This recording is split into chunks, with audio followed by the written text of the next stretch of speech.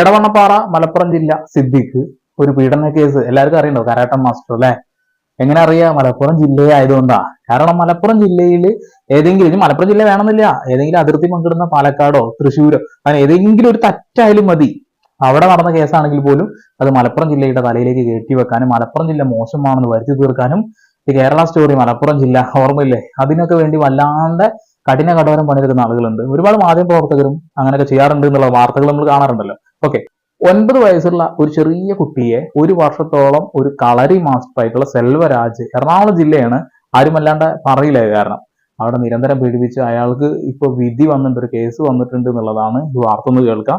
ഇതിന് ശേഷം മലപ്പുറം ജില്ലേനെ കോരി പൊട്ടിക്കുന്ന ആളുകളോട് കുറച്ച് പറയാനുണ്ട്. ഇത് 2016 സമയത്ത് നടന്ന ഒരു കേസുമായി ബന്ധപ്പെട്ടാണ് കോടതി ഇന്ന് ശിക്ഷ വിധിച്ചത്. 2016 എറണാകുളം ഏരൂർ ഭാഗത്തുണ്ടായിരുന്ന ഒരു കളരി പരിശീലന കേന്ദ്രത്തിൽ വെച്ച് അവിടെ പരിശീലനത്തിനെത്തിയ 9 വയസ്സുകാരിയോട് ഈ കളരി പരിശീലകനായ സെൽവരാജ് ആ കുട്ടിയെ ബലാത്സംഗം ചെയ്തു തുടർച്ചയായി ബലാത്സംഗം ചെയ്തു എന്നാണ് കേസ്. ഏകദേശം ഒരു വർഷത്തോളം ഈ സംഭവം നടന്നു.